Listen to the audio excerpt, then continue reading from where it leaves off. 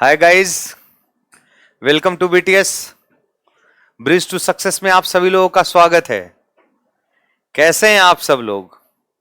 I think and I hope शानदार, जानदार और जबरदस्त होंगे। बिल्डिंग मटेरियल में मैंने पूरा सीमेंट को खत्म कर दिया अच्छे से। किसी भी बच्चे को कोई डाउट नहीं है। फीडबैक मैंने ले लिया सभी बच्चों से। लाइम मैंने कंप्लीट कर लिया, मतलब बाइंडिंग मटेरियल, जो मेजर बाइंडिंग मटेरियल हम लोग यूज करते हैं उसको खत्म कर लिया है। एग्रीगेट हमने कंप्लीट कर दिया है। एग्रीगेट में काफी कॉन्सेप्ट हम लोगों ने सीखा है कि कंक्रीट टेक्नोलॉजी में उसका यूज क्या होना है। उसके बाद हम लोगों ने एग्रीगेट के पहले ही स्टोन देखा था कि किस स्टोन का, किस रॉक का एग्रीगेट सबसे अच्छा होता है, सबसे ज्यादा स्ट्रेंथ वाला होता है। क्लियर? तो ये जो मेजर पोर्शंस था, मतलब हमारा कंक्रीट टेक्नोलॉजी का बेस तैयार है। क्योंकि कंक्रीट में हम लोग यही सब तो यूज करते हैं। सीमेंट यूज करते हैं बाइंडिंग मटेरियल की तरह। जनरली सीमेंट कंक्रीट में, कंक्रीट बहुत सारे टाइप के हो सकते हैं। सीमेंट कंक्रीट में cement used as a binding material. Lime use करते हैं, लाइम यूज करते हैं बाइंडिंग मटेरियल की तरह। तो लाइम पढ़े हम लोगों ने। यूज करते हैं जिप्सम, जिप्सम भी यूज करते हैं। उसका एक कोई अलग से टॉपिक नहीं है। जिप्सम क्या है हम लोगों ने बार बार देखा है कि जिप्सम क्या है। सीमेंट वाले में भी हम लोगों ने देखा है, और फिर मोर्टार में भी यही सब यूज होते हैं। दूसरा चीज एग्रीगेट। एग्रीगेट में मैंने टाइप्स ऑफ एग्रीगेट जम के पढ़ाया है बहुत जबरदस्त तरीके से, कि वहां पे टाइप्स ऑफ एग्रीगेट क्या है, उसका मैकेनिज्म क्या है, और हमें किन किन पहलू के ऊपर हमें ध्यान देना होता है। ये चीजें हम लोगों ने देखा है। अब देखो कि बाइंडिंग मटेरियल यूज कर लिए हम लोगों ने। Aggregate, aggregate coarse aggregate and fine aggregate दोनों हम लोगों ने देखा है। उसके बाद पानी के बारे में हम लोग तो जानते ही हैं कि पानी क्या यूज होना होता है। तो हम लोगों ने कंक्रीट का बेस तैयार कर रखा है। एग्रीगेट का स्ट्रेंथ किसके ऊपर डिपेंड करेगा, एग्रीगेट का कौन से स्टोन का, कौन से रॉक का स्ट्रेंथ, कंप्रेसिव स्ट्रेंथ ज्यादा होगा, कम होगा, इन सब पहलू के ऊपर हम लोगों ने बात कर चुके हैं। और अब हमें क्या करना है, इन सबको मिला करके कंक्रीट को बनाना है। यहां पे कंक्रीट का जो स्ट्रेटजी रहेगा वो कंक्रीट टेक्नोलॉजी के ऊपर ज्यादा रहेगा, और इसका कुछ पोर्शन में आरसीसी के शुरुआत वाले टॉपिक में जो यूट्यूब पे भी अवेलेबल है कि हमारा कैरेक्टरिस्टिक्स स्ट्रेंथ क्या होता है। क्योंकि जब कंक्रीट हम बनाएंगे तो उसको किसी न किसी तरीके से हमें क्या करना पड़ेगा, चेक करना पड़ेगा कि इसका स्ट्रेंथ क्या है। क्योंकि बाइंडिंग मटेरियल की तरह हम लोग सीमेंट यूज किए हैं, एग्रीगेट करके मिला करके कंक्रीट बनाए। कंक्रीट बनाए क्यों है कि हमारा स्ट्रेंथ बियर कर ले, हमारा एक्सटर्नल लोड को बियर कर ले, मतलब कोई भी लोड हम डालें उसको इजिली रेसिस्ट कर जाए। यही तो कंक्रीट है। तो कंक्रीट का बहुत सारा स्ट्रेंथ हम लोगों ने देखा। जैसे एग्जांपल के तौर पे कंप्रेसिव स्ट्रेंथ सबसे पहले देखे, किससे मेजरमेंट करते हैं, कैसे कैलकुलेट करते हैं, वो सब हम लोगों ने न्यूमेरिकली बेस्ड पे हम लोगों ने आरसीसी के इंट्रोडक्शन में बात किया है।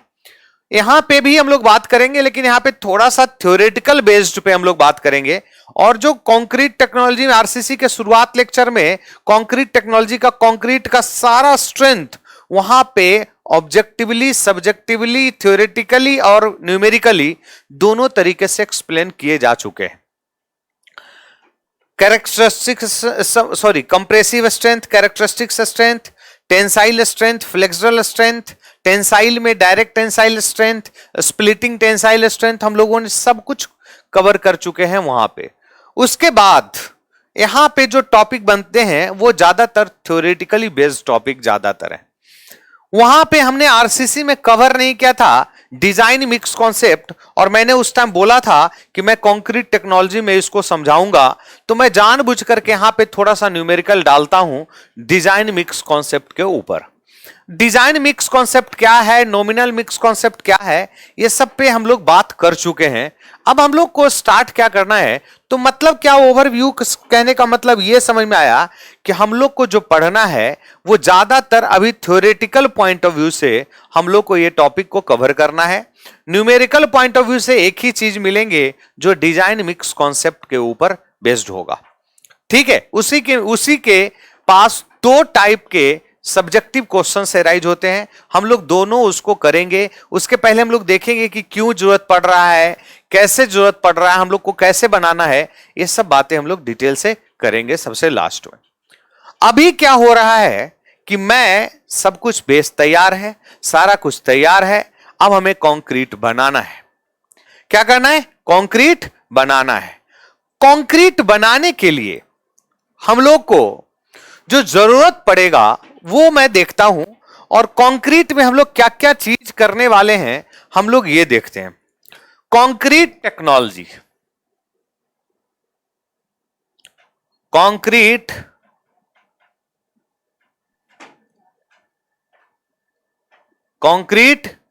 टेक्नोलॉजी, जिसको हम लोग बोलते हैं सीटी, कंक्रीट टेक्नोलॉजी, उसको हम लोग शॉर्ट फॉर्म में क्या बोलते हैं? सीटी। तो बिल्डिंग मटेरियल सीटी, कंक्रीट टेक्नोलॉजी। ठीक है, अब कंक्रीट क्या है हम लोग को पहले 2 मिनट में इसको समझना है। उसके बाद हम लोग देखेंगे कि इस टॉपिक में क्या क्या कवर करने वाले हैं, कितने सब्जेक्टिव क्वेश्चन बनते हैं किस किस टॉपिक से, और किस किस टॉपिक से ऑब्जेक्टिव क्वेश्चंस ज्यादा आते हैं, हम लोग इसको देखना है। अब बड़े ध्यान से देखिएगा, कंक्रीट क्या है कि ये यूनिफॉर्मली मिक्सचर्स है किसका? बाइंडिंग मटेरियल का, प्लस फाइन एग्रीगेट का, प्लस कोर्स एग्रीगेट का, प्लस H2O का, फिर ये एक यूनिफॉर्म मिक्सचर बनता है। क्या बनता है? यूनिफॉर्म मिक्सचर बनता है। बाइंडिंग मटेरियल में के कोरस्पॉन्डिंग कंक्रीट का क्लासिफिकेशन होता है। जैसे हम लोग अगर सीमेंट यूज किए हैं बाइंडिंग मटेरियल, तो हम लोग इस कंक्रीट को बोलते हैं सीमेंट कंक्रीट। अगर लाइम यूज किया हूं तो हम लोग बोलते हैं लाइम कंक्रीट। अगर जिप्सम यूज किए हैं तो हम लोग उसको बोल देते हैं जिप्सम कंक्रीट। जनरली मेजरली जो यूज होते हैं वो होते हैं दो, सीमेंट कंक्रीट और लाइम कंक्रीट। इन दोनों में से भी कंपेयर किया जाए तो सबसे ज्यादा जो यूज होते हैं वो सीमेंट कंक्रीट यूज होते हैं। इसका मतलब बाइंडिंग मटेरियल में या तो सीमेंट हो सकता है, या तो लाइम हो सकता है, या जिप्सम हो सकता है। इसके कोरस्पॉन्डिंग क्लासिफिकेशन होता है। Plus fine aggregate, plus coarse aggregate, plus H2O के बिना तो कुछ भी बन ही नहीं सकता है। That is concrete.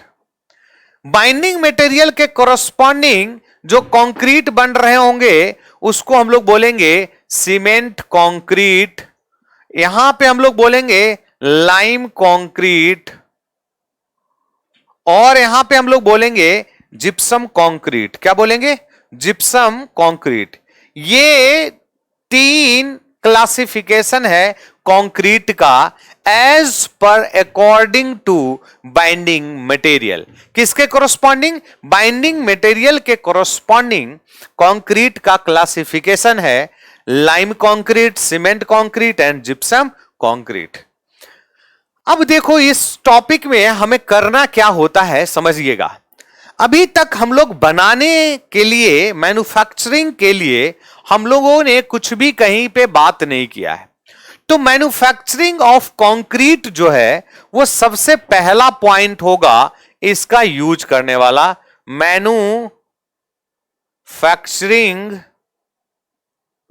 Of concrete. उसके बाद यूज होंगे टेस्टिंग होगा, टेस्ट ऑफ कंक्रीट। उसके बाद हम लोग यूज करेंगे strength of concrete, strength of concrete. उसके बाद हम लोग ये सब करने के बाद पता चलेगा कि डिफेक्ट्स क्या है, डिफेक्ट्स ऑफ कंक्रीट। उसके बाद हम लोग देखेंगे कि इसका ड्यूरेबिलिटी क्या है, ड्यूरेबिलिटी ऑफ कंक्रीट। ये सब देखने के बाद या पहले वर्केबिलिटी ऑफ कंक्रीट देखेंगे, वर्केबिलिटी। उसके बाद वर्केबिलिटी के बाद हम लोग देखेंगे एडमिक्सचर। उसके बाद हम लोग देखेंगे नॉन डिस्ट्रक्टिव टेस्टिंग, एनडीटी जिसको बोलते हैं, नॉन डिस्ट्रक्टिव टेस्टिंग। इसका मतलब जो क्वेश्चंस जो आते हैं हमारे एग्जाम में, पहले तो मैं सब्जेक्टिव पॉइंट ऑफ व्यू से बात करूंगा कि जितने पोर्शन है यू लिखा हुआ, जैसे मैन्युफैक्चरिंग ऑफ कंक्रीट जो है कि सबसे बड़ा पोर्शन है। टेस्ट ऑफ कंक्रीट में हम लोग देखते हैं कि स्लंप टेस्ट करते हैं, बहुत ज्यादा ऑब्जेक्टिव क्वेश्चंस आते हैं, यहां से सब्जेक्टिव क्वेश्चंस कम आते हैं, लेकिन ऑब्जेक्टिव क्वेश्चन यहां पे बहुत ज्यादा आते हैं। वीवी टेस्ट में क्या करते हैं, कितना होना चाहिए तो उसका कंसिस्टेंसी क्या होता है, उसका कॉम्पैक्टिंग फैक्टर क्या होता है, कॉम्पैक्टिंग फैक्टर कितना होगा तो कंसिस्टेंसी कितना होगा, इसके लिए हम लोग बात करेंगे टेबुलर फॉर्म में। स्लंप टेस्ट में स्लंप का साइज कितना होता है, स्लंप इंस्ट्रूमेंट का रॉड का साइज कितना होता है, कैसे हम लोग करते हैं टेस्टिंग पूरा स्लंप का, क्यों चेक करते हैं स्लंप, क्या चीज डिटरमाइन करता है, ये सब आता है टेस्टिंग ऑफ कंक्रीट। यहां से सब्जेक्टिव क्वेश्चंस कम आते हैं, लेकिन ऑब्जेक्टिवली जो है जेई में या ईएस में इससे अच्छे खासे वेटेज में रहते हैं।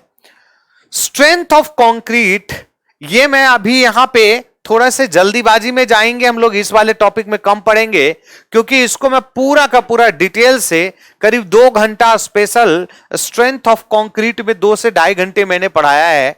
आप आरसीसी का first lecture, second lecture, third lecture में आप देखेंगे तो स्ट्रेंथ ही स्ट्रेंथ है, स्ट्रेंथ ऑफ कंक्रीट ही वहां पे पढ़ाया हूं, जहां पे मेथड भी बताया हूं, प्रोसीजर भी बताया हूं, उसके कॉन्सिक्वेंसेस क्या है वो भी बताया हूं, कितना होना चाहिए ये भी बताया हूं, कैसे फ्लक्चुएट कर सकता है, सब सारे के सारे डिटेल्ड एनालिसिस वहां पे हम लोग कर चुके हैं। मेनली जो डिफेक्ट्स जो हैं, जो 2 डिफेक्ट्स के ऊपर क्वेश्चंस ज्यादा आते हैं, डिफेक्ट्स जो हैं वो 2 डिफेक्ट के ऊपर क्वेश्चन ज्यादा आते हैं। एक तो सेग्रीगेशन जो है, और दूसरा क्या है ब्लीडिंग। ये इसके ऊपर खूब सारे क्वेश्चंस आते हैं। सेग्रीगेशन एंड ब्लीडिंग सबसे इंपॉर्टेंट डिफेक्ट्स में से एक है, और यहां से क्वेश्चंस आने की पॉसिबिलिटी जो है 90% प्लस है। एक क्वेश्चंस यहां से आने की टेंडेंसी है, लेकिन यहां से कंफ्यूजन बच्चे को बहुत ज्यादा है, कंफ्यूज होते हैं बच्चे यहां पे सेग्रीगेशन में और ब्लीडिंग में। मैं दावे के साथ कह सकता हूं कि अगर आप लेक्चर पूरा देखेंगे तो कंफ्यूजन नंबर फर्स्ट जो है यहां से खत्म हो जाएगा। ड्यूरेबिलिटी ऑफ कंक्रीट कुछ भी नहीं है, ये बस शो करता है किस किस फैक्टर्स के ऊपर इफेक्ट करता है या इफेक्ट होता है, ये हमें देखना है। जैसे ड्यूरेबिलिटी का मतलब क्या है कि अगर वॉइड रेशियो ज्यादा है या वॉइड्स ज्यादा है किसी कंक्रीट में, तो उसके ड्यूरेबिलिटी के ऊपर क्या फर्क पड़ेगा। अगर कंक्रीट पोरस ज्यादा है तो उसके परमेबिलिटी के ऊपर क्या फर्क पड़ेगा। अगर किसी का परमेबिलिटी ज्यादा है कंक्रीट का तो उसके ड्यूरेबिलिटी के ऊपर क्या फर्क पड़ेगा। क्रीप क्या है, श्रिंकेज क्या है, ये सारे फेनोमेनन हम लोग ड्यूरेबिलिटी के ऊपर ही देखेंगे कि कैसे कैसे हो रहे हैं। ज्यादा हमने पानी डाल दिया है कंक्रीट में, वाटर सीमेंट रेशियो का फ्लक्चुएशन किया है, तो ड्यूरेबिलिटी के ऊपर क्या फर्क पड़ता है, ये सब कंडीशन देखेंगे। एग्रीगेट का साइज मैंने चेंज किया है तो ड्यूरेबिलिटी के ऊपर क्या फर्क पड़ता है। एग्रीगेट का शेप चेंज किया है तो ड्यूरेबिलिटी के ऊपर क्या फर्क पड़ता है। सीमेंट कंक्रीट ढंग से नहीं बना है, मिक्सर ढंग से नहीं हुआ है तो क्या फर्क पड़ता है।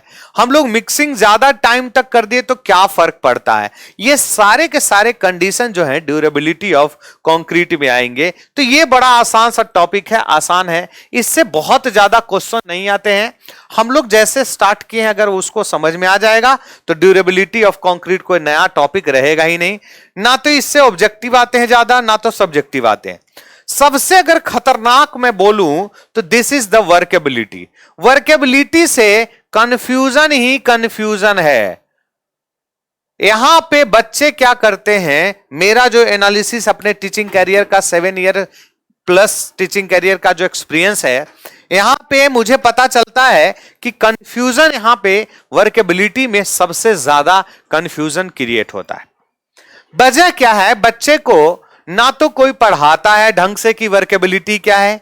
5 मिनट में 5-7 जो फैक्टर्स हैं उसको नोट डाउन करके लिखा करके काम खत्म कर दिया जाता है, बोला जाता है इसको रटो, इसी को याद रखो, कहानी खत्म हो जाएगा।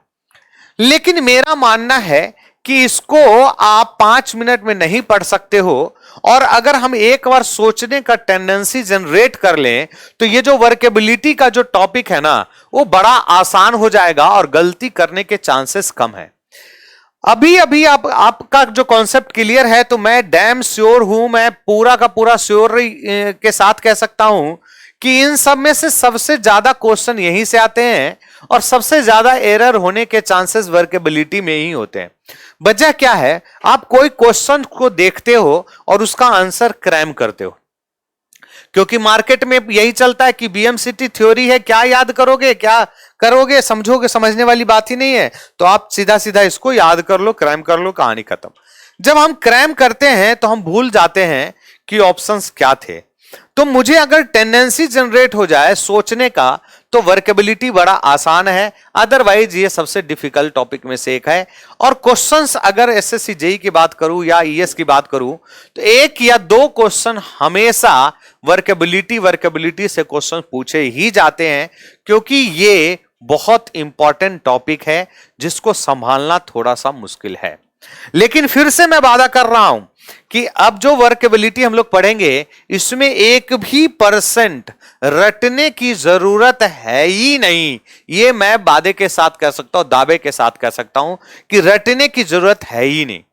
एडमिक्सर भी क्वेश्चंस आते हैं, एक क्वेश्चन 50-50% चांस है कि एडमिक्सर से क्वेश्चन 1 आए या ना आए। एडमिक्सर से क्वेश्चन 1 आने और ना आने का जो मेजर जो एडमिक्सर्स यूज होते हैं वो वेल नोन रिटार्डर के बारे में पूछ लेते हैं या वेल नोन एक्सीलरेटर के बारे में पूछते हैं। 5-6 टाइप के जो मेजर एडमिक्सर्स हैं उसी के बारे में जनरली पूछे जाते हैं।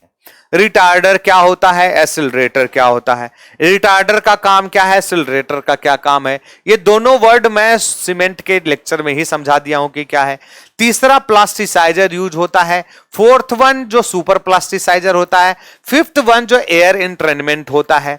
यही सब पूछे जाते हैं कि इसका पर्पस क्या है, यूजेस क्या है और इसके एग्जाम्पल क्या है, कि कौन से एडमिक्सर हम लोग कितना ले रहे हैं, एडमिक्सर का परसेंटेज कितना होना चाहिए। लगभग 5% के आसपास एडमिक्सर, टोटल बैचिंग सिस्टम का 5% होना चाहिए एडमिक्सर। अलग अलग फिर बाद में हम लोग देखेंगे जब एडमिक्सर में जाएंगे तो कुछ लिक्विड फॉर्म में भी है, कुछ मिनरल फॉर्म में भी अवेलेबल होते हैं। तो लिक्विड फॉर्म में जो होते हैं वो वॉल्यूमेट्रिक से हम लोग उसमें मिक्स कर देते हैं। अलग अलग लिक्विड का अलग अलग टेंडेंसी है, अलग अलग कैपेसिटी है, उसके ऊपर भी डिपेंड करता है कि कितना एडमिक्सर किस चीज में हम लोग इसको इन्वॉल्व करें। एनडीटी बड़ा आसान सा टॉपिक है। एनडीटी का मतलब नॉन डिस्ट्रक्टिव टेस्ट है, मतलब पूरा कंक्रीट स्ट्रक्चर बन चुका है, अब मुझे उसको तोड़ करके चेक नहीं करना है, तो हम लोग उसका अलग अलग इंस्ट्रूमेंट यूज करते हैं नॉन डिस्ट्रक्टिव टेस्टिंग में। जैसे इंपल्स के बारे में हम लोग यूज करते हैं, फ्रीक्वेंसी से हम लोग चेक करते हैं, ये सब नॉन डिस्ट्रक्टिव टेस्टिंग में यूज होता है। कुल मिलाकर के जो हमें पढ़ना है, हम लोग स्ट्रेंथ ऑफ कंक्रीट जो है आरसीसी में पूरा पढ़ चुके हैं फर्स्ट टॉपिक में। जो हमें पढ़ना है वो मैन्युफैक्चरिंग ऑफ कंक्रीट, यहां पे टेस्ट ऑफ कंक्रीट, यहां पे फिर भी मैं यहां पे पढ़ाऊंगा लेकिन बहुत ज्यादा यहां पे हम लोग बात नहीं करेंगे, टाइम को बचाएंगे। Defects of concrete, durability of concrete, workability is the very very important portion, और इसको मैं बहुत जबरदस्त तरीके से पढ़ाऊंगा। भूल जाओगे, भूलना ही भूल जाओगे, याद रहेगा। 7-8 फैक्टर्स हैं, 7-8 फैक्टर को कैसे समझते हैं हम लोग, इस पे हम लोग देखेंगे कि क्या है। अब कुल मिलाकर के देखो तो एक तो ये 2 पॉइंट को ये समझने वाली बात है, कंफ्यूजन है वर्केबिलिटी में और मैन्युफैक्चरिंग ऑफ कंक्रीट में कंफ्यूजन होता है। अब मैन्युफैक्चरिंग ऑफ कंक्रीट अगर मैं शुरुआत करूं समझना बड़े ध्यान से, आज का लेक्चर थोड़ा सा सोच बनाने वाला है, थिंकिंग को बिल्डअप करने वाला लेक्चर है, आप इसको ध्यान से सुनिएगा तो सोचने की टेंडेंसी बढ़ेगी, और जब हम लोग को सोचने की टेंडेंसी बढ़ जाएगी तो मुझे रटने की जरूरत नहीं पड़ेगी, कहीं पे भी कहीं से भी रटना नहीं पड़ेगा। इस चीज को आप देखिएगा। तो मैन्युफैक्चरिंग ऑफ कंक्रीट में हम लोग करते क्या है, हम लोग को बनाना है। हम लोग मटेरियल पहले से पढ़ रखे हैं, सीमेंट पढ़ रखे हैं, सीमेंट एज पर रिक्वायरमेंट बना भी रखे हैं, मतलब सीमेंट हमारे पास अवेलेबल है। एग्रीगेट भी पढ़ रखे हैं, एज पर रिक्वायरमेंट एग्रीगेट का टाइप्स भी पढ़ चुके हैं कि कोर्स एग्रीगेट क्या है, फाइन एग्रीगेट क्या है, कितना से छोटा होना चाहिए, कितना नहीं होना चाहिए, शेप कौन सा लेना है ये भी हम लोग पढ़ चुके हैं कि एंगुलर शेप का कंक्रीट यूज, एंगुलर शेप का एग्रीगेट यूज करना है कंक्रीट में। एंगुलर शेप के बारे में हम लोगों ने बात किया भी है कि जो एंगुलर शेप में वर्ड्स जो होते हैं वो जनरली 40% के आसपास होते हैं, और राउंडेड में 32% के आसपास वर्ड्स होते हैं, और इरेगुलर में 36% के आसपास वर्ड्स होते हैं। जब वर्ड्स बढ़ते हैं, यहां से एक और चीज समझना है, जब वर्ड्स हम लोग बढ़ाते हैं, 1% अगर कोई वर्ड्स बढ़ता है तो कंक्रीट का स्ट्रेंथ लगभग 5 to 6% स्ट्रेंथ डिक्रीज हो जाता है। क्या होता है? 5 to 6% स्ट्रेंथ क्या होता है? डिक्रीज हो जाता है। इसका मतलब क्या है कि अगर मैं एंगुलर एग्रीगेट यूज कर रहा हूं तो थोड़ा सा वर्ड्स बढ़ेंगे तो स्ट्रेंथ हम लोग को अभी अभी लग रहा है कि स्ट्रेंथ क्या हो रहा है, होगा, फिर घटेगा। लेकिन मैंने एग्रीगेट में समझाया है कि एंगुलर एग्रीगेट में थोड़े से वर्ड्स हैं, लेकिन इसके साथ बेनिफिट क्या है कि फ्रिक्शनल रेसिस्टेंस इसका बहुत ज्यादा है, सरफेस एरिया क्या है, ज्यादा है, स्पेसिफिक सरफेस एरिया क्या है, ज्यादा है। तो मॉलिक्यूलर के बीच में जो कांटेक्ट एरिया है वो ज्यादा है। जब कांटेक्ट एरिया ज्यादा है तो फ्रिक्शनल उसमें ज्यादा जनरेट होगा, हम लोग लोड डालेंगे तो फ्रिक्शनल रेसिस्टेंस ज्यादा करेगा। दूसरी चीज, अगर वेट्स ज्यादा है और मैं उसको भी ओवरकम करना चाहता हूं तो हम लोगों को सीमेंट और वाटर का जो पेस्ट यूज होना है उसका अमाउंट थोड़ा सा हम बढ़ा देते हैं। तो जब हम अमाउंट सीमेंट वाटर पेस्ट का अमाउंट जब हम बढ़ाते हैं, समझिएगा, जब हम लोग बढ़ाते हैं तो वर्ड्स को वो ऑक्युपाइड कर लेता है, और हमें इनहेंस क्या प्रॉपर्टीज मिलता है कि उसका मॉलिक्यूलर बॉन्डिंग के कारण हमें क्या मिलता है, इनहेंसिंग प्रॉपर्टीज मिलता है, तो वो इनहेंस कर जाता है। इरेगुलरिटीज के वजह से, इंटरलॉकिंग जिसको टेक्निकल नाम बोलते हैं, इंटरलॉकिंग के वजह से उसका स्ट्रेंथ क्या होता है, ज्यादा होता है। तो यहां से सीमेंट एज पर रिक्वायरमेंट हम लोग को स्टोर कर चुके हैं, हम लोग एज पर रिक्वायरमेंट एग्रीगेट हम लोगों ने स्टोर कर रखा है। फाइन एग्रीगेट और कोर्स एग्रीगेट में मैं बात करता हूं, यहां पे जो लिखा हुआ है फाइन एग्रीगेट, ये काम जनरली किसका करता है, फिलर मटेरियल का काम करता है, और ये स्केलेटन प्रोवाइड करता है, स्केलेटन प्रोवाइड करता है। 70 to 80% लगभग 70 to 80% लगभग इसी का प्रोविजन होता है। वेट में भी अगर मैं बात करूं, फोर्स के रेसिस्टेंस में भी अगर मैं बात करूं, तो कोर्स एग्रीगेट ही सबसे ज्यादा लोड लेता है, सीमेंट लोड लेता नहीं है, फिलर मटेरियल इन दोनों मिलकर के मैक्सिमम लोड ले लेते हैं। अब बात यह कि फिलर का जरूरत क्यों पड़ा। अभी मैंने सॉइल में समझाया था कि जब हम लोग फाइन सॉइल के बारे में बात करते हैं या कोर्स सॉइल की बात करते हैं, यह है जो फाइन सैंड के बारे में हम लोग बात कर रहे हैं, इसको बोलते हैं सैंड, और इसको बोलते हैं एग्रीगेट, या इसको ग्रेबल बोलते हैं। एग्रीगेट तो बोलते ही हैं, ग्रेबल बोलते हैं। क्या बोलते हैं? ग्रेबल। सैंड बड़ा है कि ग्रेबल बड़ा है? ग्रेबल का साइज बड़ा होता है। जब बड़े बड़े साइज के बीच में जो वर्ड्स बनेंगे वो बड़ा बड़ा वर्ड्स बनेगा, ये भी बताया था। हो सकता है वॉल्यूम, हो सकता नहीं है, होगा ही, वॉल्यूम ऑफ वर्ड्स इसके कम होंगे लेकिन साइज ऑफ वर्ड्स इसके ज्यादा होंगे। जब साइज ऑफ वर्ड्स इसके ज्यादा होंगे तो फिर उस वर्ड्स को कौन फिल करेगा, तो फाइन सैंड इसके बीच में चला जाएगा। फाइन सैंड और ये इसके बीच में यूनिफॉर्मली सीमेंट है तो बीच में जाएगा और बाइंड करने का कैपेसिटी इसका क्या होगा, इनहेंस हो जाएगा। इसका मतलब क्या है कि फाइन एग्रीगेट फिलर का काम कर रहा है। फिलर का मतलब समझ में आया होगा कि एग्रीगेट ये जो है ग्रेबल है, उसके बीच में वर्ड्स हैं, वर्ड्स बड़े बड़े हैं, बड़े बड़े साइज हैं, तो बड़े बड़े साइज के बीच में बड़े बड़े वर्ड्स बन रहे हैं। उस बड़े बड़े वर्ड्स के बीच में ये सीमेंट और इसका जो मिक्सर है वहां पे जाकर के काम करेगा। तो ये फाइन सैंड जो है या फाइन एग्रीगेट जो है फिलर का काम करता है।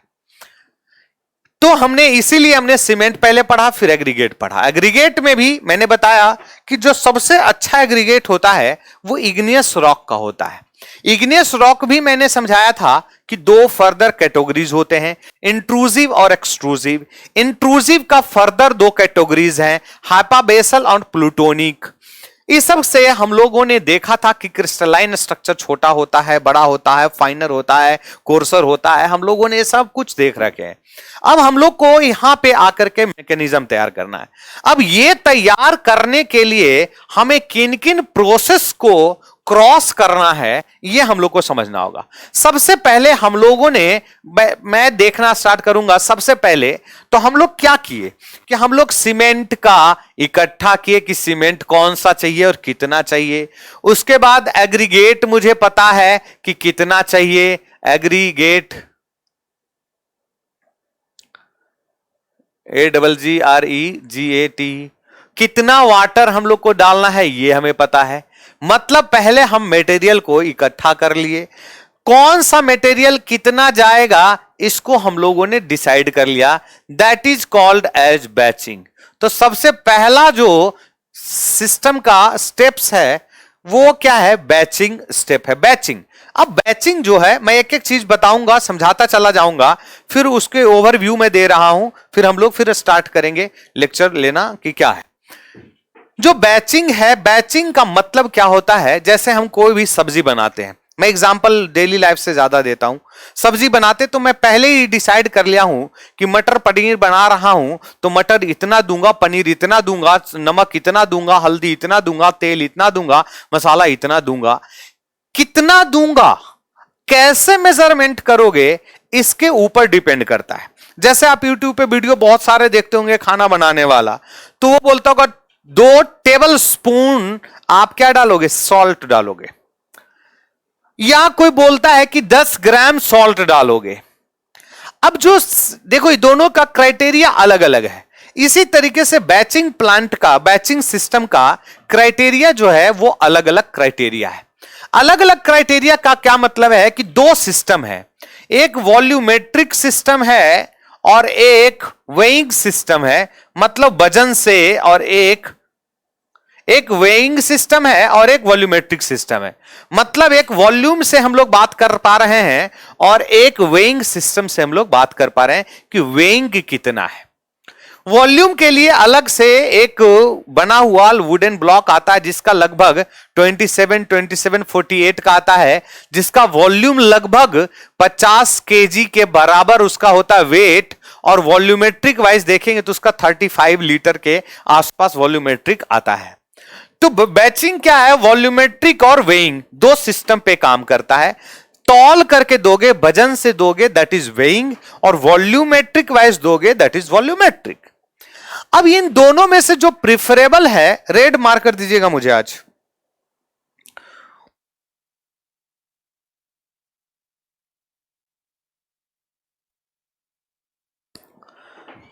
तो वेइंग जो सिस्टम है इसमें हम लोग वेट करके दे रहे हैं, वॉल्यूमेट्रिक में वॉल्यूमेट्रिक सिस्टम से हम लोग बात कर रहे हैं। इन दोनों में से जो बेटर है वो वेइंग सिस्टम बेटर है। वजह क्या है समझना बड़े ध्यान से, आंख कान दिमाग सब कुछ पैरेलली ला करके सोचना है। वॉल्यूमेट्रिक में क्या होता है, ये जो एग्रीगेट हैं दैट इज फाइन एग्रीगेट और कोर्स एग्रीगेट। फाइन एग्रीगेट का जो कॉन्सेप्ट है, जो फाइन एग्रीगेट का जो कॉन्सेप्ट है, ठीक है लगे छोड़ दीजिए, मैं निकल। फाइन एग्रीगेट का जो है फंडा, यह फाइन एग्रीगेट में वर्ड्स छोटे छोटे हैं। वर्ड्स छोटे छोटे होने के वजह से यहां पे सरफेस टेंशन इसका ज्यादा है। सरफेस टेंशन ज्यादा होने के वजह से कैपिलरी राइज ज्यादा करेगा। कैपिलरी राइज ज्यादा होने के वजह से इसका बल्किंग ऑफ सैंड ज्यादा होगा। तो यहां पे डिमेरिट इसके पास क्या आता है कि ये बल्किंग ऑफ सैंड फेनोमेनन में चला जाता है। और बल्किंग ऑफ सैंड में जाने का मतलब कि सैंड का वॉल्यूम बढ़ गया है। सैंड का वॉल्यूम क्या हो गया है, बढ़ गया है। सैंड का वॉल्यूम बढ़ गया है, और हम लोग सिंपल वॉल्यूमेट्रिक टर्म से हम लोग इसको एनालिसिस करेंगे तो जो प्रोपोर्शन आना था 1:x:y में, ये क्या होगा, कम आया है। लेकिन हम लोग वॉल्यूमेट्रिक इसका क्या लिए हैं, ज्यादा, क्योंकि जो सैंड अवेलेबल था वो बल्किंग ऑफ सैंड था। इंक्रीज इन वॉल्यूम के प्रेजेंस में वो अवेलेबल हैं। तो ये तो पहला सिस्टम हुआ बैचिंग।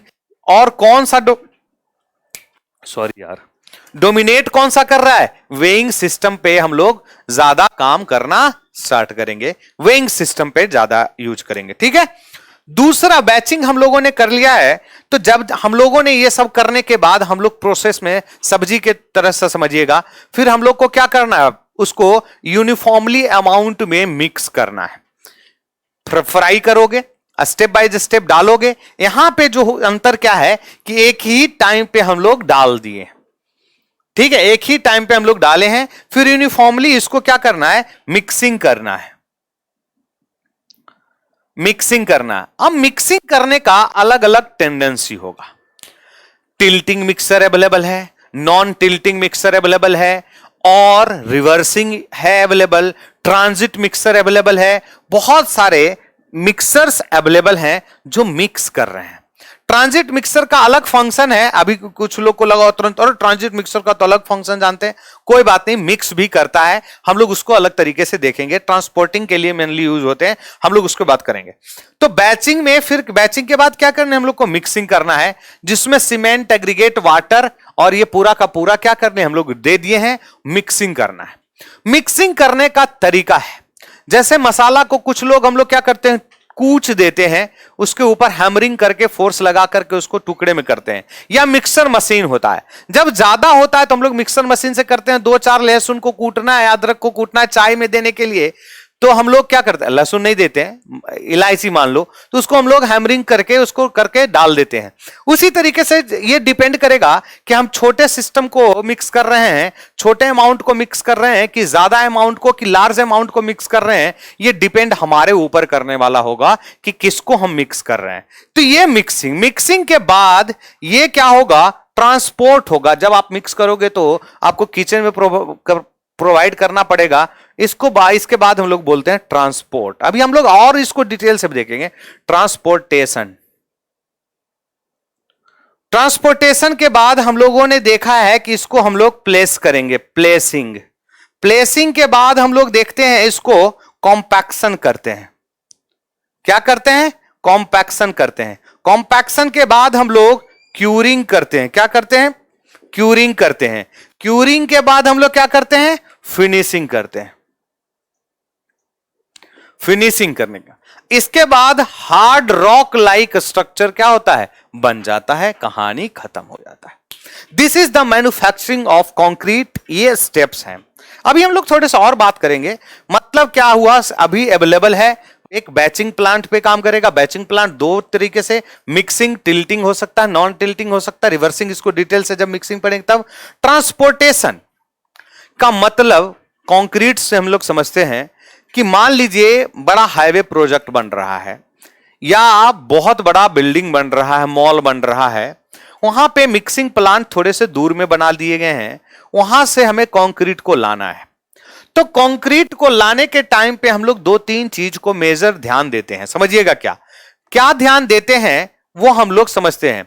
ध्यान ये देते हैं कि कंक्रीट को स्टेबल हम लोग को नहीं रखना है, हम लोग उसको डिस्टर्ब करते हैं। इसलिए देखते हो गए कि ट्रांजिट मिक्सर पे धीरे धीरे धीरे धीरे धीरे धीरे धीरे धीरे धीरे धीरे धीरे धीरे धीरे धीरे रोटेट करता रहता है कि कंक्रीट एक जगह स्टेबल ना हो, ताकि उसका सेटिंग को डिस्टर्ब करते रहें। जो सीमेंट और वाटर के बीच में रिएक्शंस होने हैं, सीमेंट और वाटर के बीच में जो रिएक्शंस होने हैं, वो रिएक्शंस आपको क्या करने हैं? स्लो करने के लिए हम लोग उसको क्या किए हैं? डिस्टर्ब कर दिए। क्या किए हैं? डिस्टर्ब किए हैं।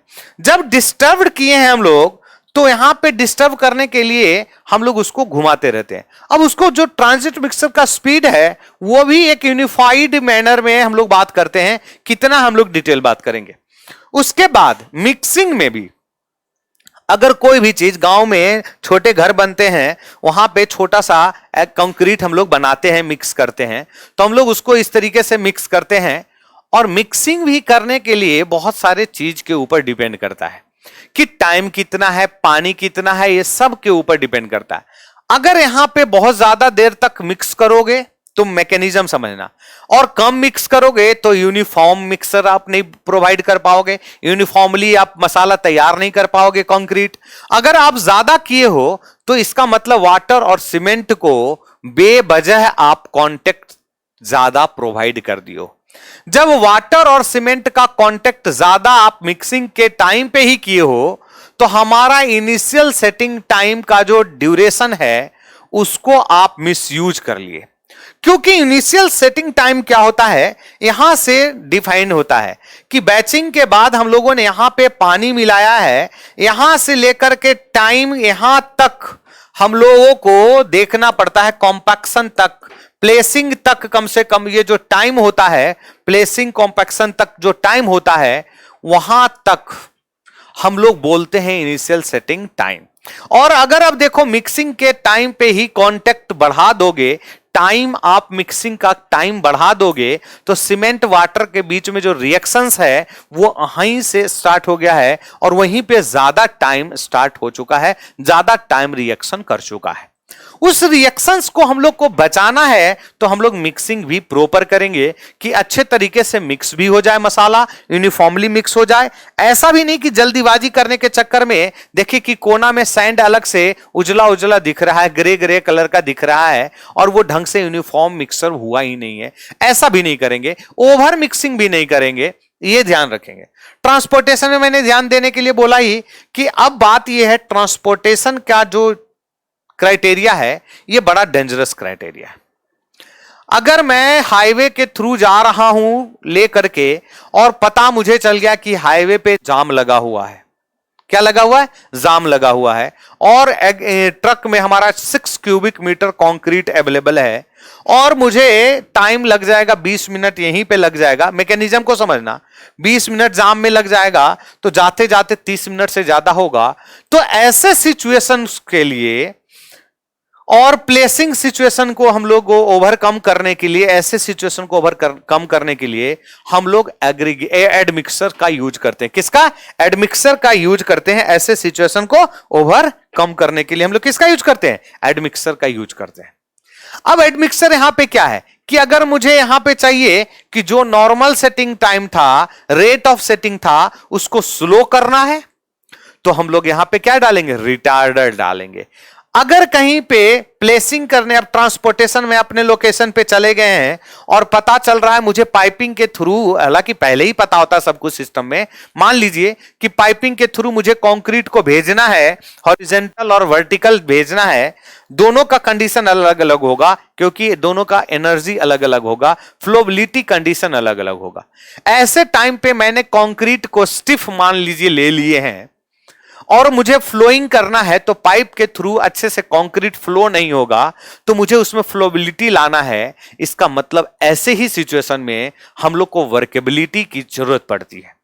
मान लीजिए हम स्लैब ढाल रहे हैं, स्लैब बना रहे हैं और कंक्रीटिंग जा रहा है, हम उसको इजीली एक जगह से दूसरे जगह रिप्लेस कर ही नहीं पा रहे हैं, डिस्प्लेस कर ही नहीं पा रहे हैं। यूनिफॉर्म फैलाने के लिए हम लोग उसको खींच रहे हैं लेकिन खिंचा ही नहीं पा रहा, मतलब स्टिफ कंक्रीट है, वाटर का क्वांटिटी कम है, तो हम लोग यहां पे क्या करेंगे? एडमिक्सर डालेंगे।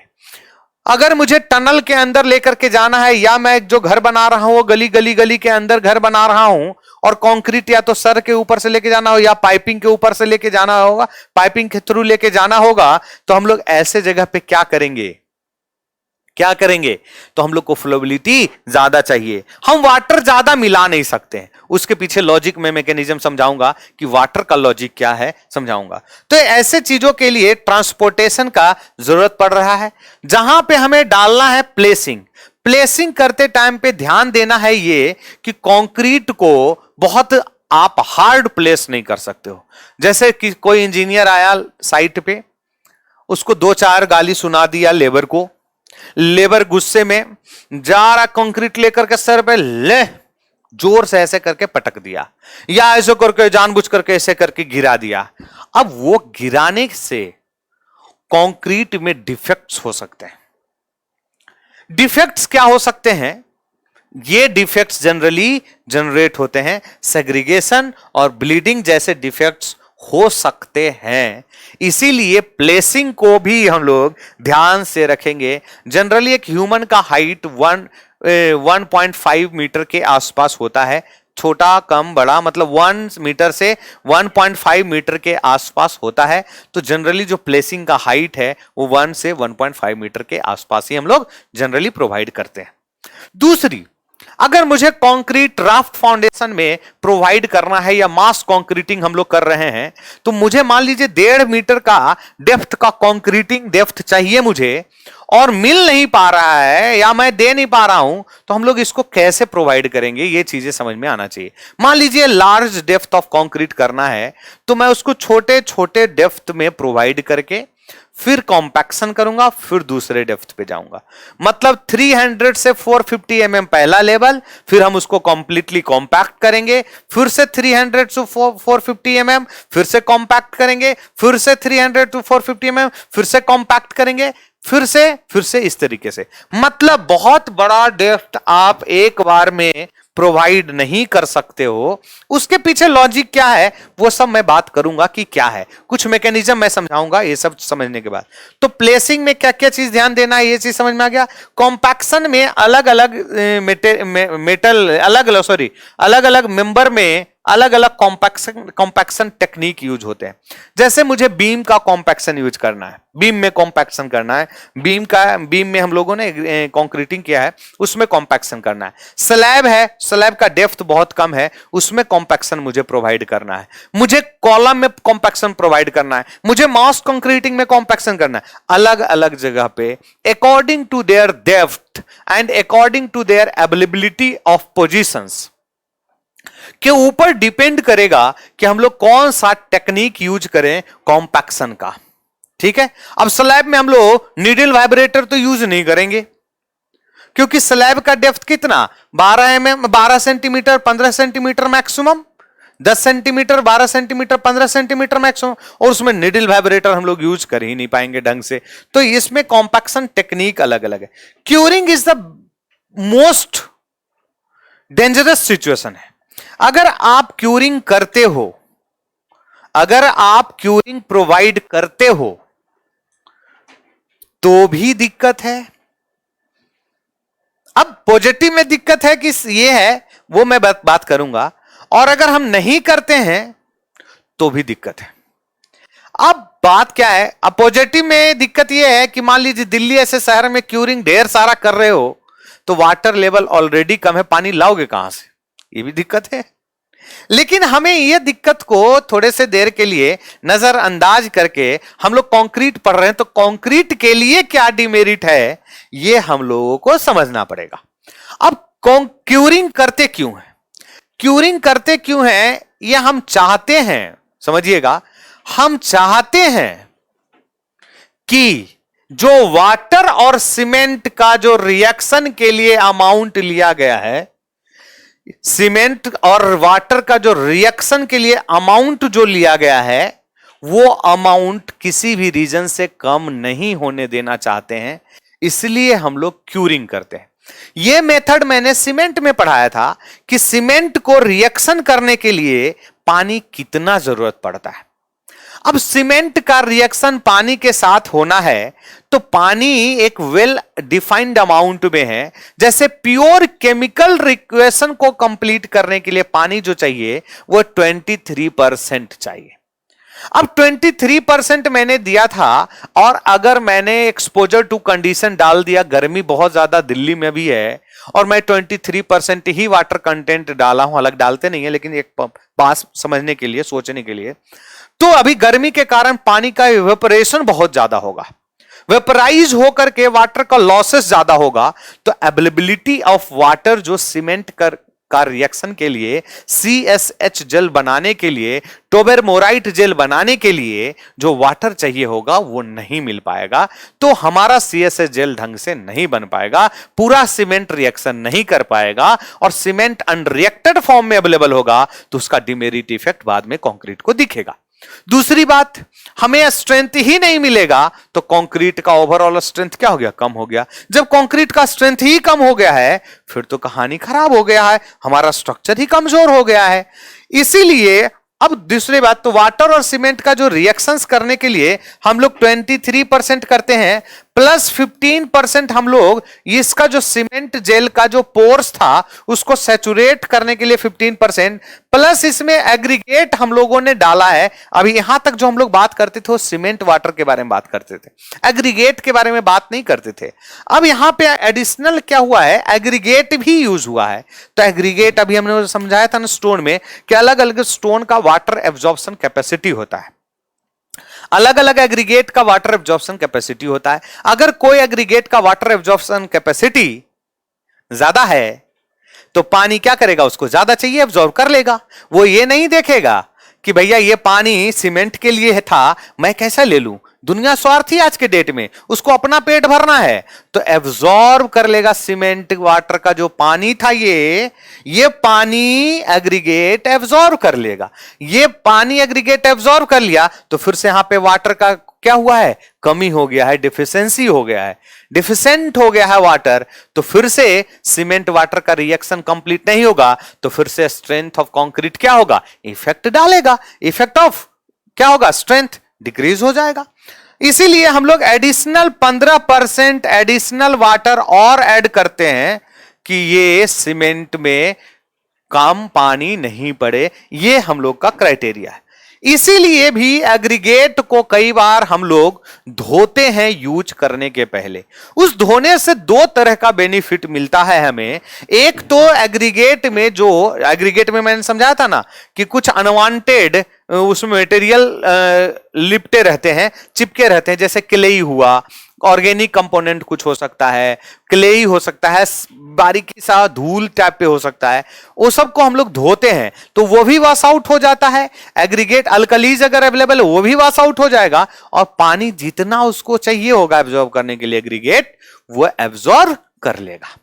तो जब वो एब्जॉर्ब उसी टाइम कर लिया है तो यहां से पानी का एब्जॉर्प्शन का खतरा क्या हो गया है, कम हो गया है। मतलब वाटर सीमेंट का अवेलेबिलिटी क्या हो गया है, ठीक ठाक है। तो रिएक्शन कंप्लीट हो जाएंगे तो स्ट्रेंथ हमें मिल जाएंगे।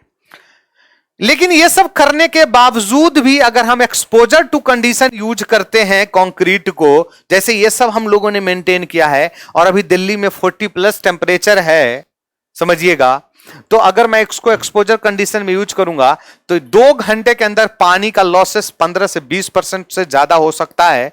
तो ऐसे कंडीशन के लिए हम लोग क्या करेंगे, हम लोग घनी बैग डालेंगे, पॉन्डिंग बना करके पानी उसमें डाल देंगे, पॉन्डिंग सिचुएशन, स्टीम क्यूरिंग कर सकते हैं। ये सब अलग अलग टाइप के क्यूरिंग है, अलग अलग सिचुएशन में यूज होते हैं, that is curing. Main purpose क्या है कि इवेपोरेशन ऑफ वाटर को रोकना है। वाटर सीमेंट का जो रेशियो है उसको डिसबैलेंस नहीं करना चाहते हैं, क्योंकि जब सीमेंट और वाटर के साथ रिएक्शन ढंग से नहीं करेगा तो स्ट्रेंथ पे कमी आएगा, कहानी खत्म। अब क्यूरिंग कर दिए हैं, फिर उसके बाद ये जो कोड बोलता है कि 7 दिन आप क्यूरिंग तो करोगे ही करोगे। लेकिन जो हम लोग कैरेक्टरिस्टिक्स स्ट्रेंथ निकालते हैं कंक्रीट का, वो कैरेक्टरिस्टिक्स स्ट्रेंथ क्या निकालते हैं, 28 डेज के बाद का क्यूरिंग करने के बाद हम लोग स्ट्रेंथ निकालते हैं। लेकिन अब इतना पॉसिबल नहीं है। जैसे मैंने बोला दिल्ली में जैसे ड्रॉबैक है, दिल्ली में पानी लोगों को पीने के लिए नहीं मिल रहा है। शीला दीक्षित यूकेलिप्टस का पेड़ लगा करके वाटर का टेबल, जो ग्राउंड वाटर टेबल है, वो और कम कर चुकी थी। अब तो काट उठ दिया गया है, उसको हटा दिया गया है। अब सुने होंगे दिल्ली वाली बात से कि जब ये थी ना शीला दीक्षित, बेचारी अब तो नहीं रही, वो थी तो दिल्ली को सुंदर बनाने के लिए यूकेलिप्टस लगा दिया गया। उनके ऑफिसर सब महान थे। जब यूकेलिप्टस लगाया गया फिर 3-4 साल बाद देखा गया कि दिल्ली का ग्राउंड लेवल जो है वाटर का वो बहुत ज्यादा नीचे चला गया है। फिर भी बैठक हुआ, पता चला कि अरे ये कैसे हो रहा है। तो फिर पता चला, कोई बताया बोटनी वोटनी वाला बंदा कि जो आपने यूकेलिप्टस लगाया है उसका जड़ बहुत नीचे तक चला जाता है। जब जड़ नीचे तक चला जाता है तो पानी बहुत ज्यादा अब्जॉर्ब करके और बहुत लंबा होता है, तो उसको खनिज लवण ज्यादा चाहिए ना भैया। तो खनिज लवण ज्यादा चाहिए तो पानी उसको बहुत ज्यादा चाहिए, जड़ बहुत ज्यादा नीचे, तो पानी एब्जॉर्ब करके इवेपोरेशन, ट्रांसपिरेशन, जो हाइड्रोलॉजी में मैं पढ़ाऊंगा कि ये पूरा फेनोमेनन कैसे चक्र करता है। तो इवेपोर ट्रांसपिरेशन के जगह पे पूरा वाटर का लॉस होना स्टार्ट हुआ। फिर यूकेलिप्टस दिल्ली में काटा गया, फिर ग्राउंड वाटर सही है। चलिए सब बात हम लोग इन्वायरमेंटल कंडीशन में करेंगे, इन्वायरमेंट जब पढ़ेंगे तब ये सब एडिशनल नॉलेज हम लोग इनहेंस करेंगे हाइड्रोलॉजी में। तो ठीक है, तो क्यूरिंग पानी को 7 डेज, इसका मतलब क्या है कि 28 दिन का जो स्ट्रेंथ है, हम लोग उतना पानी नहीं दे सकते हैं दिल्ली में। पीने के लिए नहीं पानी है, खरीद के पानी पटाओगे क्या, पानी डालोगे क्या स्ट्रक्चर में, पी खरीद के कितने दिल्ली जल बोर्ड से पानी खरीदोगे। तो कोर्ट ने बोला कि भैया कम से कम 7 दिन तो करना पड़ेगा। ये तो 7 दिन टेम्परेचर जो है नॉर्मल, ह्यूमिडिटी कंडीशन होने से 90% के आसपास, ये सब बाद में हम लोग डिटेल। फिर फिनिशिंग, हमने सब कुछ बना दिया, हार्ड हो गया कंक्रीट, तो मुझे उसको रफनेस को हटाना है, क्लीन करना है, सब कुछ ये सब करना है, तो हम लोग उसको क्या करेंगे, फिनिशिंग मोड में लाएंगे। फिर मैच्योरिटी हम लोग देखेंगे कि मैच्योरिटी ऑफ कंक्रीट क्या है। ये है पूरा मैन्युफैक्चरिंग का तमाशा। मैन्युफैक्चरिंग ऑफ कंक्रीट का क्या है, तमाशा है।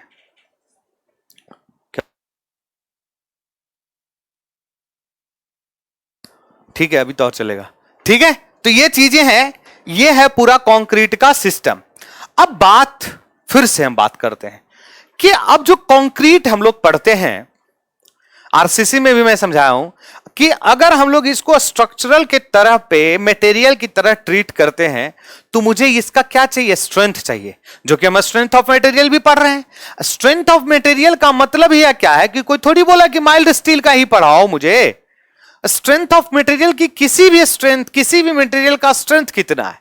अब कंक्रीट हमने बनाया है, इसका स्ट्रेंथ हम लोग एफसीके से डिसाइड कर पा रहे हैं। अब कंक्रीट जो है ना, बड़ा जैसे बोलते हैं ना छुई मुई, एक पौधा होता है छुई मुई का प्लांट होता है, उसको छू दोगे तो मुरझा जाएगा। हमारे कंप्यूटर वहां से जैसे ही हैं, छू दीजिए तो मुरझा जाएंगे। तो छुई मुई है एक तरीके से, जो कंक्रीट है ना, ये पूरा हाईली सेंसिटिव है। इसमें ज्यादा पानी डाल दो तो इसका स्ट्रेंथ खराब हो गया, एग्रीगेट का बड़ा साइज डाल दो तो खराब हो गया, एग्रीगेट का ज्यादा साइज छोटा कर दो तो डिफेक्ट तब चेंजिंग हो गया, इसके नखड़े बढ़ गए, एग्रीगेट को शेप चेंज कर दो तो नखड़े हो गए, सीमेंट थोड़ा कम डालो तो नखड़े, सीमेंट ज्यादा डाल दो तो नखड़े, पानी थोड़ा कम डालो तो नखड़ा, तो पानी ज्यादा डालो तो नखड़ा, कंक्रीट को ज्यादा देर तक घुमा दो एक दूसरे के साथ तो नखड़ा, ट्रांसपोर्टेशन में डिले कर दिए तो नखड़ा, प्लेसिंग में गड़बड़ी कर दिए तो नखड़ा, कॉम्पैक्शन ज्यादा कर दिए तो भी डिमेरिट इफेक्ट्स आएंगे, अगर कॉम्पैक्शन कम कर दिए तो भी डिमेरिट इफेक्ट्स आएंगे, क्यूरिंग ज्यादा कर दो तो बढ़िया है, कम करो तो दिक्कत है, फिर फिनिशिंग में ढंग से नहीं करोगे तो देखने में अच्छा नहीं लगेगा, खराब लगेगा, लेकिन स्ट्रेंथ पे बहुत ज्यादा इफेक्ट वहां पे नहीं पड़ेगा। तो ये सब कहने का मतलब क्या है कि सीमेंट जो है अनप्रिडिक्टेबल है, इसके क्वालिटी को कंट्रोल करना, क्वालिटी कंट्रोल करना हमें बहुत ज्यादा, क्या बोल सकते हो उसको, अलर्ट रहना पड़ता है। अगर आप अलर्ट नहीं रहते हो तो इसके स्ट्रेंथ को कंट्रोल करके रखना बड़ा मुश्किल सा टास्क हो जाता है। सब कुछ आपने कम किया, थोड़ा सा क्यूरिंग कम कर दिए तो कहानी नुकसान हो गया। अब ये सब में से जो सबसे इंपॉर्टेंट फिनोमिनन है, जो पानी और सीमेंट के बीच का है। अब बात यहां पे ये है कि देखो, यहां पे देखो, अब यहां से अब मैकेनिज्म के तरफ मैं जा रहा हूं, मैकेनिज्म में इंसर्ट कर रहा हूं कि मिक्सिंग जो है, जैसे ही सीमेंट को पानी मिला, कहेगा वाह हम तो दोस्ती करेंगे और तीसरा प्रोडक्ट बनाएंगे, मतलब उसका मैरिज स्टार्ट है, प्रोडक्ट बनाने के लिए तुरंत तैयार है। बात समझ हो, दो चीज रिएक्ट कर रहा है, तीसरा तुरंत तुरंत प्रोडक्ट बना रहा है। शुरुआत में जोश में ज्यादा रहता है तो बहुत तेजी से प्रोडक्ट भी बनाता है। मतलब क्या है, सीमेंट और वाटर, जैसे हमें भूख लगता है और तुरंत मिल जाता है, तुरंत भूख लगा और तुरंत खाना मिला तो तेजी से 2-3 रोटी गटक मार जाओगे। फिर जब जैसे जैसे पेट शांत हो रहा है, तुम्हारा भूख शांत हो रहा है, तो रिएक्शन कम कर दोगे, मतलब खाने का स्पीड थोड़ा सा क्या हो जाएगा, कम हो जाएगा। पेट बहुत भर गया तो फिर तुम गप ज्यादा करना स्टार्ट करोगे और रोटी छोटे छोटे टुकड़े में तोड़ना स्टार्ट करोगे, फिर खाना स्टार्ट करोगे। ऐसे ही सीमेंट के साथ होता है। सीमेंट शुरू में, अब मैं थोड़ा सा साफ करना चाहता हूं, बहुत ज्यादा दिक्कत हो गया है, मैं थोड़ा सा साफ करता हूं, फिर देखते हैं।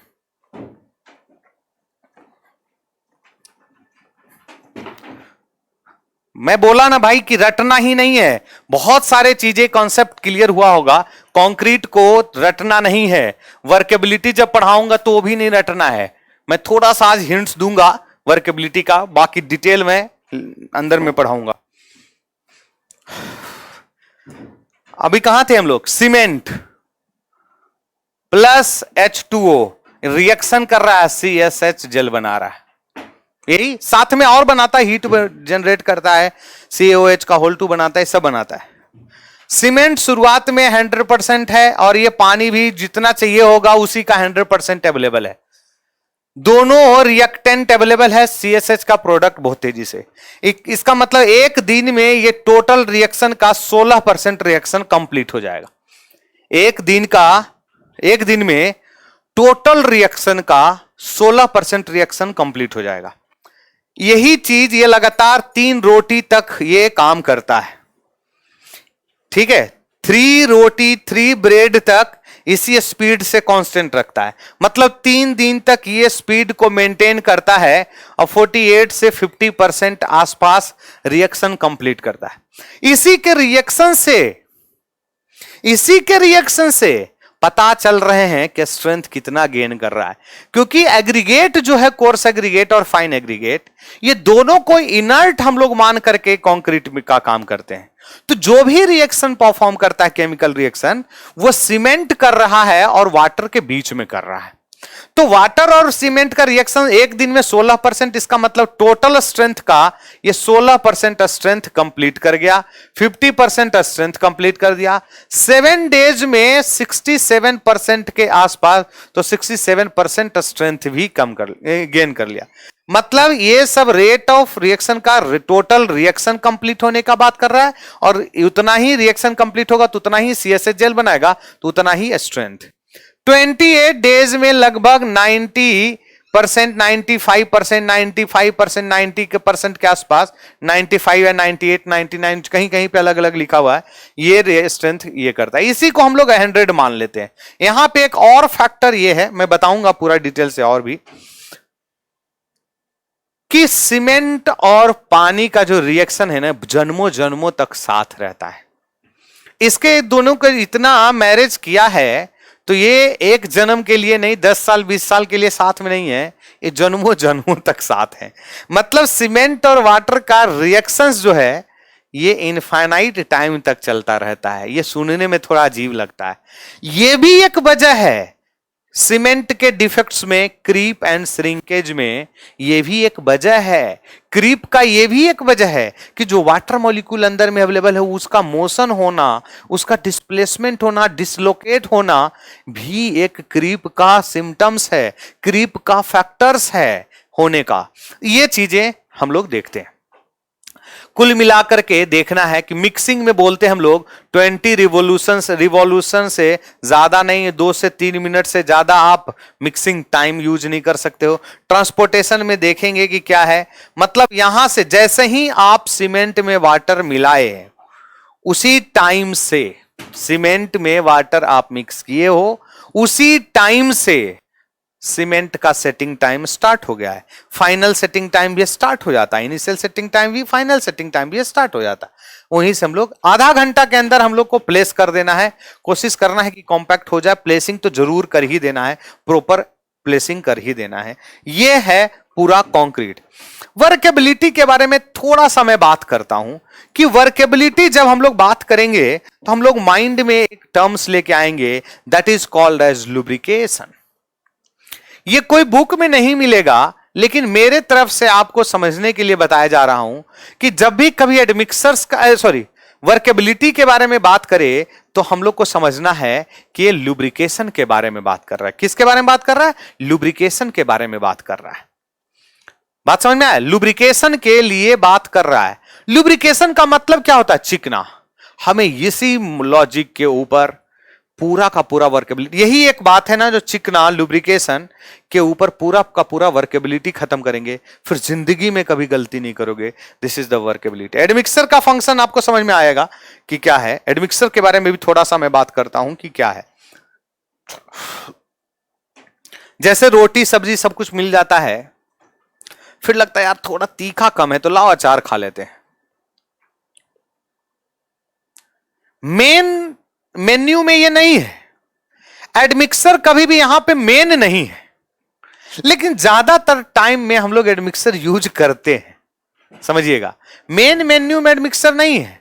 हमें कोई पूछेगा कि कंक्रीट क्या है, तो हम लोग सीमेंट, एग्रीगेट, वाटर का रिएक्शन ही बताएंगे।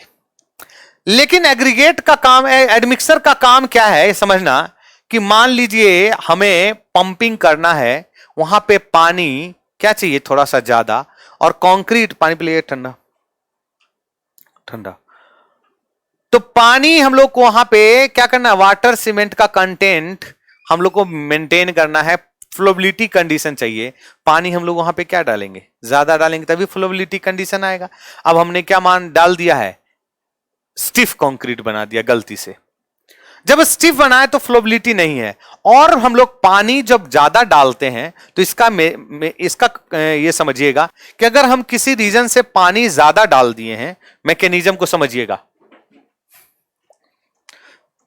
किसी रीजन से हम लोग वाटर सीमेंट का रेशियो ज्यादा डाल दिए हैं गलती से, तो होता क्या है वो समझाएंगे, फिर हम लोग एडमिक्सर को समझेंगे। पानी और कंक्रीट का ये सब का मिक्सचर बन गया है। पानी जितना सीमेंट का रिएक्शन होना है चाहिए पानी उतना अवेलेबल, उससे हमने ज्यादा डाल दिया। पानी अनरिएक्टेड फॉर्म में खाली पानी अवेलेबल होगा। पानी में दम नहीं है, थोड़ा सा हीट इसको ज्यादा मिलेगा तो पानी को इवेपोरेट कर देगा।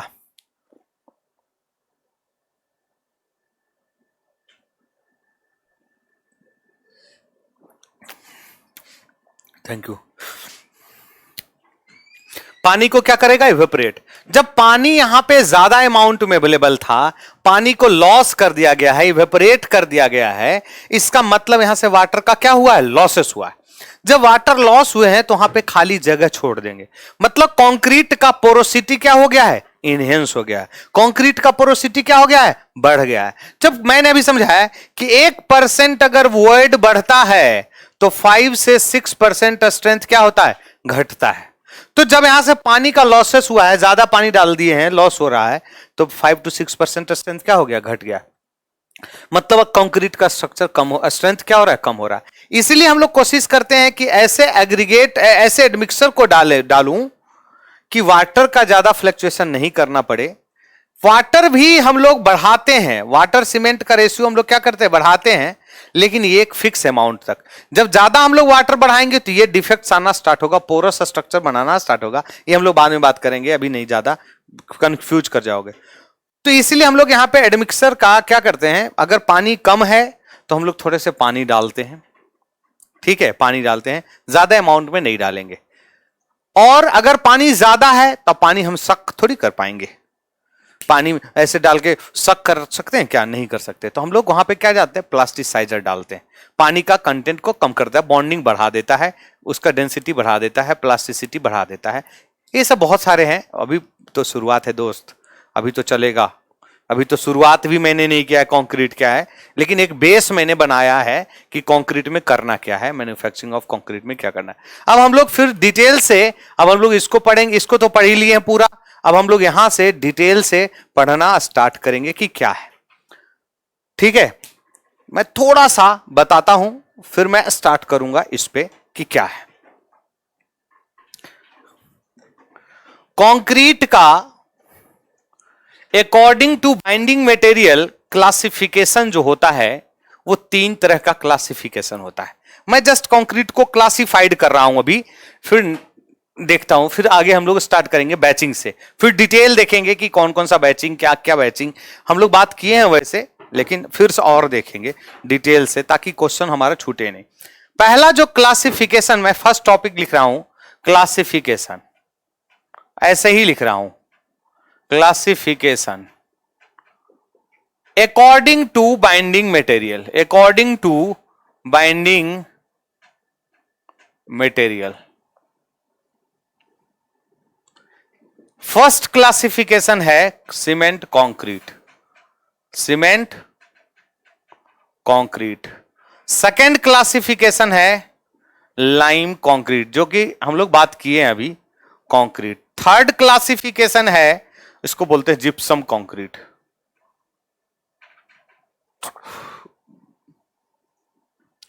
दूसरा क्लासिफिकेशन है according to mix proportion of cement concrete. क्या है? According to mix proportion of concrete, cement concrete है। जैसे मैं ग्रेड M10 से स्टार्ट करता हूं, मान लीजिए ग्रेड M10 है, M15 है, M20 है, M25 है, इसके नीचे भी लिखा रहता है M7.5, M5, हमें उस पर नहीं जाना है, मैं और डिटेल से जब पढ़ाऊंगा तब बताऊंगा कि 1:3:6 है, ठीक है। और 15 का क्या होता है? 1:2:4 होता है, 1:2:4, इस पे भी थोड़ा सा बात करूंगा मैं। M20 का क्या होता है? 1:1.5:3। M25 का क्या होता है? 1:1:2। This is the according to mix proportion of concrete. ये सब IS 456 के कोरस्पॉन्डिंग क्लासिफाइड है। RCC का कोड है IS 456, उसके कोरस्पॉन्डिंग क्लासिफाइड होता है। M20 के ऊपर जो कंक्रीट होता है वो नॉमिनल मिक्स से डिजाइन नहीं होते हैं। कंक्रीट का डिजाइन जो होता है डिजाइन मिक्स कॉन्सेप्ट से होता है। This is the binding material cement, this is the cement, cement, cement, this is the fine aggregate, this is the coarse aggregate.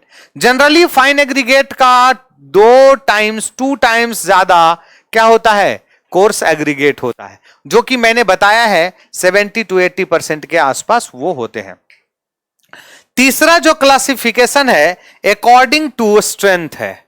According to strength या डेंसिटी में कर दूं, लिख लेता हूं स्ट्रेंथ। अकॉर्डिंग टू स्ट्रेंथ है। अकॉर्डिंग टू स्ट्रेंथ क्या होता है, ये हम लोगों को डिटेल से देखना है कि क्या होता है। हम लोग देखेंगे फोर्थ जो क्लासिफिकेशन है अकॉर्डिंग टू 20 से कम, इसमें होता है 20 से कम, 20 से 40, 40 से ज्यादा। ये जो क्लासिफिकेशन है अकॉर्डिंग टू स्ट्रेंथ है। क्या है? अकॉर्डिंग टू स्ट्रेंथ है। 20 से कम जो होता है लो स्ट्रेंथ होता है, लिख देता हूं मैं, लेस देन 20 को बोलते हैं लो स्ट्रेंथ। और 20 से 40 होता है उसको बोलते हैं मीडियम स्ट्रेंथ, लिख ही देता हूं, हम लोग बाद में देखेंगे। और ग्रेटर देन 40 होता है, इसको बोलते हैं हाई स्ट्रेंथ, हाई स्ट्रेंथ, ठीक है। High strength concrete. ये जो 20-40 जो है ये दिस इज द FCK, ये सब अब हम लोग को बात करने की जरूरत नहीं है। कंक्रीट में RCC में मैंने खूब सारा बात किए हैं इसके ऊपर। तो ये अकॉर्डिंग टू स्ट्रेंथ क्वेश्चन पूछे गए हैं। लेस देन 20 न्यूटन पर mm स्क्वायर, ये FCK जो है ये क्या है? न्यूटन पर mm स्क्वायर है।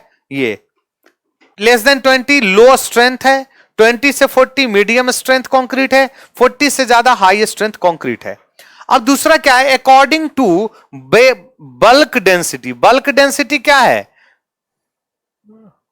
बल्क डेंसिटी क्या होता है? Density is equals to mass upon volume. जो डेंसिटी के टर्म में डिफाइन होते हैं लेस देन 500 से स्टार्ट होते हैं। 500 kg पर क्यूबिक मीटर, बड़े ध्यान से देखना, लेस देन 500 kg पर क्यूबिक मीटर। 500 देखिएगा, नीचे से हटा दीजिएगा, 500 से 1800 kg पर क्यूबिक मीटर स्क्वायर, kg पर क्यूबिक मीटर स्क्वायर। 1800 से वो स्क्रॉलिंग हटा दीजिएगा, 1800 से 2500 kg पर cubic metre. Greater than 2500 kg पर, ये मैं लेफ्ट इधर से लिख रहा हूं तो लिखने में नहीं बनता, इसको हम लोग बोलते हैं, बड़े ध्यान से देखिएगा, लेस देन 500 को बोलते हैं एक्स्ट्रा लाइट वेट, कम वेट है। एक्स्ट्रा, इधर से लिख रहा हूं तो नहीं लिखा जा रहा है, एक्स्ट्रा लाइट वेट। 500 से 1800 को क्या बोलते हैं? एक्स्ट्रा है तो इसको अब लाइट बोलेंगे, light weight, light weight concrete. ये क्या है? लाइट के बाद क्या होगा? Dense. Dense weight concrete, dense weight concrete. ये क्लासिफिकेशन मेरा नहीं है, ये कोड का क्लासिफिकेशन है, इसमें मैं कुछ नहीं बोल सकता। यहां से सुपर डेंस बोलते हैं इसको, या हाई डेंस बोलेंगे, super dense concrete. Super heavy weight बोलते हैं, सुपर डेंस बोलते हैं, सुपर कुछ बोल दें, ये तो सुपर हैवी कंक्रीट बोल दो या सुपर डेंस कंक्रीट बोल दो, बात एक ही है, ग्रेटर देन 2500 kg। ठीक है, वाटर जो मिलाते हैं, अब इसमें मैं थोड़ा सा बात ये वाला तक पॉइंट को खत्म करता हूं। Cement is a binding material, adhesiveness and cohesiveness properties को प्रोवाइड करेगा, कंक्रीट को बाइंड करके रखेगा, ये स्ट्रेंथ जनरली नहीं लेगा।